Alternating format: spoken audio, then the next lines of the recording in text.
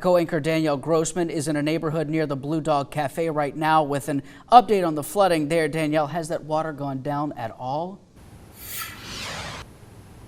Adam, it has gone down just a little bit. We're here in a home off Keller Street, right behind the Blue Dog Cafe. This home saw extensive damage. I was talking to the homeowner, and he says he never in a million years imagined that it would happen to him. He said he didn't think floodwaters would affect his home in 30 years. Well, he was wrong. A lot of people were wrong. The floodwaters affected a lot of homes that they never thought would be affected. Right now, we're in the kitchen of the home. You can see it's completely ravaged by the floodwaters. Just yesterday, the water was up to here. If you can only imagine, all of the cabinets are open, damages to the floor. Thankfully, the floorboards aren't pulled up right now, but it's completely done. This has to be completely redone. As you can see right here, everything is damaged from mildew. We were outside just around a second ago, and there was tons of worms and spiders. It's absolutely horrific what this homeowner went through, and he never thought he would have to go through this. As you can see, all this food is gone, not salvageable. The electric is out. I mean, this is pretty devastating, as you can see. Now we're in recovery mode across Acadiana, across Louisiana, and some people are still being rescued. So for them, at least they can start rebuilding and salvaging what they can. And I did talk to the homeowner earlier, and he didn't lose anything of too much value when it comes to memories or things like that, but he does have flood insurance, so a lot of the home is going to be replaced. Now let's take a look at this. See right here, this is where the water line was, about 3.5, 4 feet. He was saying he was around Friday morning when the rain started. He was in his bed sleeping. That's when his aunt called him. His aunt called him and told him, "Do you realize that it's raining outside? Go check your house." He went outside of the door, checked, and there was already 4 inches of water in his home. He had no idea that there was water in his house until he walked outside of his bedroom. Can you imagine being in this home completely devastated? The floorboards are all torn up, everything completely gone. It's very devastating, and a lot of parts of this neighborhood, they still have feet of water in their house. It's absolutely horrific. Let's take a walk down this hallway. Now, as you can see right here, all of the floorboards are coming up. There's nothing left that he could actually salvage. Let's take a look. Now, all the bedrooms completely gone. Now, he saved a lot of his clothes. Other people that lived here, they saved the most valuable items. But overall, I mean, it's absolutely horrific damage. And you have to be careful because now all of the bugs, there's going to be worms that are going to coming in here. So they have to start cleaning as soon as they can. And this is a very devastating thing that a lot of people are being affected by across the neighborhood. This neighborhood we're in here right now, the intersection, we're going to go in a few minutes and show you. There's still 5 feet of water, if you can believe it. It's the combination of the rain, like meteorologist Scott Pelier said, and the rivers overflowing, causing all of this water. But the community is coming together to rebuild. And we're going to have a report from you out there in the community where the water is still high and people are still trying to salvage what they can. All right, Adam, back to you. Neighborhood we were telling you about right in the middle of... That's right, Adam, we're still here. We're in the middle of that neighborhood where you can see there's a few inches, actually feet of water. I'm here with Scott Pelier, our meteorologist, to tell us about the river levels and how important it is to keep an eye on them.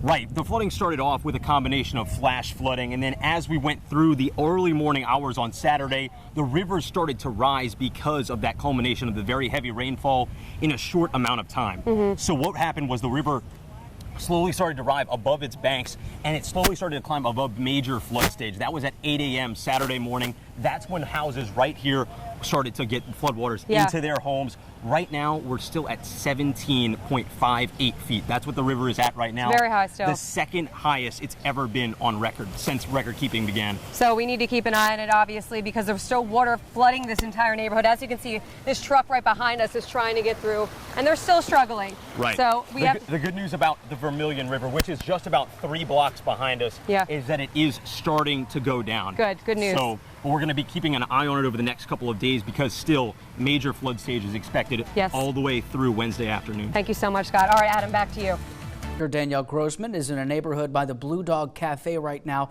with an update on the flooding situation. Danielle, how's it looking? Hey, Adam, that's right. I'm still here in this home on Keller Street. Just 2 days ago, we were in this home and the water was nearly up to here. It was about 3 to 4 feet of water. Now look at it. It is in complete disarray. Everything in this kitchen, I mean, everything, non-perishable items are all ruined. I mean, the floorboards are being pulled up. This is very dramatic for the homeowner. I did talk to the homeowner earlier, and he told me he never imagined this could happen. And that's something far too common. A lot of people here in this area and across Acadiana were thinking. They didn't think they were going to have flood come into their homes, have all this water destroy their belongings. Now, speaking of, we met a wonderful woman named Miss Darlene. Let's go talk to her. So she lives right down the street. Hey, Darlene. Hi. So she actually has a home right down the street, and she was affected by this flood as well, and she never thought that this would happen again. When's the last time this happened? I believe it was 1992 or 93. We had a similar situation in which a system just sat over Lafayette and pummeled us with rain for 24 hours or more. And my house at that time was the last house in this area to have water actually get in. And we only had a couple of inches at that time. So, and now, I mean, feet, all of these homes are affected. Yeah, I had about 4 feet of water in my home. Now let's go take a walk. So this home right here, I mean, she was just affected just as much as this home we are right here. You can see right here the water line. This is probably 3 to 4 feet of water. And the homeowner woke up one morning and saw a few inches, had no idea that it was even that bad and it was even getting into his home. And I mean, for you as well, I mean, did you know that it was going to go into the home? Were you prepared for this? No. I mean, I have flood insurance now. Yeah, which is good. I did not have it in 92 when this other incident happened, but got it immediately after that. Of course, which is what we recommend to everyone who experienced something like this. Now let's take a walk. Now these, I mean, obviously the boards are completely blown up and the floors have to be completely replaced. And let's talk about the smell. Now, we were talking earlier about the smell in this house and the smell in her house. Now, you said that the smell in her house is substantially worse than the smell in this house. I mean, it's an array of mildew and, you know, wet. I mean, it's really horrible and really devastating. I can't even imagine being in a home, you know, like this. And describe yours. Everything is still topsy-turvy. When we walked in yesterday, I still had 2 feet of water inside the house. Yeah. And everything was just floating everywhere. You know, it's difficult to see your whole life just floating around like that, knowing that whatever is floating is gone. And we were talking a little bit earlier, and she told me that, I mean, you were telling me earlier that a lot of these belongings that you have and memories can't be replaced, which is the major thing that, you know, it's very scary for a lot of these homeowners. And her house is just right down the street, right on the corner where the largest amount of flooding was affected. So I guess right now, what do you recommend to people, you know, to do that are in the same spot as you are? At the moment? Well, first you pray, you know, that you'll get through this. And most of us have family and friends in this area, and that's what really is going to get you through this. Yeah. But once you are beginning to see the light and get through it, please get yourself flood insurance. I can't emphasize that enough. Thank you so much, Darlene. We wish the recovery to go easily for all of these people in this community, and the water is still here, and hopefully they go down overnight, but we're going to keep an eye on it, of course. And of course, coming up, we're going to talk with meteorologist, that is Scott Pielier, about the flood waters and about the river levels and how it could affect you later on in the week. Adam, back to you. Shay, who is in Vermilion today. Danielle, Taylor, how's it going? That's right, Adam. We're still out here in the neighborhood where it's flooded. Actually, since we've been out here about 2 hours, the water has receded just a little bit, which is good news for the homeowners in this area who are trying to get their lives back together after this flooding. Now, I'm here with Taylor Trichet. You were actually out trying to get to Vermilionville earlier today, and you were telling me that it was quite rough. Some areas are still experiencing a lot worse flooding than this. Tell me all about it. Yeah, well, Danielle, I was trying to get into Abbeville, and I actually couldn't. I made it so far to a point where there was state troopers there, and they had me turn around and try another route. And I actually met a couple people that had car fulls of supplies ready to donate to families in the area because they got hit pretty hard with all of the flooding, and they couldn't even make it past the barricades to deliver the supplies. Flooding at all? We did. We had about 6 inches to go before it got into our home, but we were lucky. We didn't have any damage, so we are so very lucky. We're trying to bring food to other families. What kind of groceries do they need and things like that? Oh, milk, bread, because that takes like 2 days because they have, you know, kids. So like eggs, bologna, like any lunch meat, anything quick. cereal, grits, stuff like that. Don't think twice about asking someone if they need help, because they probably do. Just ask. If they say no, then don't do it. Then just go from there. Just ask.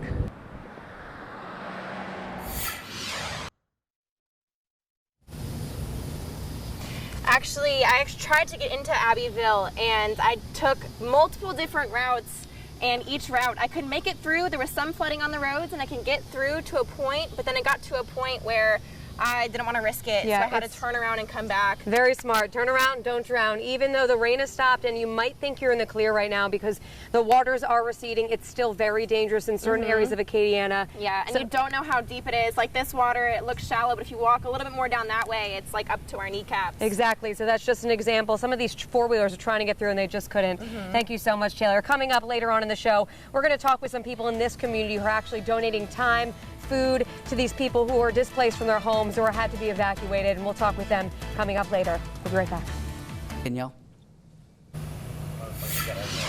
Hey, Adam, that's right. We're still here in this neighborhood right off of Keller Street, right behind the Blue Dog Cafe in Lafayette, where they're still seeing a few feet of flooding in the neighborhood. Thankfully, right now we're on dry land, but it's really unfortunate for this house behind us. As you can see, they're trying to salvage anything they can. I talked to them a few minutes ago. They don't have flood insurance, and they've lost almost everything. It's absolutely devastating in this area, and they're still trying to rebuild and come together. Now, I'm here with Taylor Trichet, who is our reporter, was out there today actually collecting some information, talking to some people in the area. She was trying to get to Vermilionville, but she was telling me earlier, right, Taylor, that you couldn't even get through Abbeville. It is still bad out there. It's really bad. I couldn't even get into Abbeville. I made it into Vermilion, and driving by, you could see houses that would still have water all the way up to their doors, even past their doors. And people would be turning around. State troopers were there, blocking the roads, turning around. I tried actually to get into Abbeville, and I still couldn't. I would cross through some water, and then I got to a point where it got so deep that I had to turn back around. But the water, it looked like, to me, it wasn't receding. So that's the problem that I saw. It looked the same. Here all my life. I've never seen anything remotely close to this. We have a lot of homes who have never even come close to flooding in the past. But we had what we call a perfect storm. And it was a perfect storm. That was an agent from State Farm, and he said that if you had flooding in your home, the best thing to do is rip out the carpet right away, because that'll help prevent mold and mildew from growing. But just driving around there, it's still pretty bad. Even though the rain has stopped, just like Taylor said, it's still pretty bad out there, and the Mermentau River is still rising, so we have to be extra careful. And like she said, and like the house we were just in, they have tons of floorboards that are ripped up. Just rip that stuff up now so we can prevent any mildew or any further damage. But we'll have a live report coming up later in the show with meteorologist Scott Healy. He's going to talk to us a little bit about the river levels and how it could affect you over the next few days. Back to you, Adam. Rain might have stopped, but some rivers continue to rise. Others are coming down. My co-anchor Danielle Grossman is live out in Lafayette. Danielle, what have you got for us right now? Hey, Adam, that's right. We're still here in the neighborhood behind the Blue Dog Cafe. As you can see, we're in about a foot of water, Scott and I, and it's not going anywhere. As it sees, a lot of people are still recovering, trying to retrieve things from their homes. As you can see behind us, I mean, there's furniture piling up. It's pretty devastating here. But right now, we're going to focus on the floodwaters and on the rivers. Scott, let's talk a little bit about the rivers and where they are and what we can expect for the next few days. So let's talk about the Vermilion. Right, so it started off with a flash flood threat. That's why the waters they got up really high really quickly. Now we finally started to see them crest at their maximum. This river itself is the Vermilion River. We're still having that flood water that's still over our area. It reached a crest of 17.58 feet earlier this afternoon. Thankfully, now finally starting to drop. Unfortunately, very slow receding. Clearly, we're not expecting the major flood stage to be gone until Wednesday afternoon at 3 p.m. for the Vermilion River. And some rivers are still continuing to rise. The Mermentau River, 9.42 feet earlier this afternoon, expected to rise to 11.5 feet. So what does that mean? I mean, for communities in the area, should they be preparing for more flooding, or? If they've already started to see flooding, they could see additional flooding in and around the Lake Arthur area, south of Jennings. That's the area that the Mermentau River has been seeing overflow, and it's expected to continue to rise until Thursday afternoon. So that's good news for the Vermilion, which is right around the corner from here, which is where a lot of these waters are coming from. Right. I mean, we're in an area where it's kind of shallow, but just a foot over there, it's like, what, 3 feet? I was walking about a block and a half back towards the river, and it's still about 3 feet, almost up to my waist, up to my waist. Yes. If I would have continued to walk. Yes, and we were interviewing that woman beforehand, and she said that she still has a few inches in her house. So when it comes to the Vermilion, we shouldn't be worried. If rain does come, it's going to be slowly going down, right? If additional rain does fall, that could slow the receding of the waters. But right now, we're expecting the Vermilion to slowly back to level off. It was at 6 feet before the rain started, got up to 17.58, and now we're finally starting to see a very slow receding. Wonderful. All right, so the recovery process is still in full mode right here in this neighborhood and neighborhoods across Acadiana. We're going to keep a close eye on this, of course. Coming up later in the show, we're going to talk with our Taylor Trichet, who was trying to get to Vermilionville, actually, and she couldn't even make it there.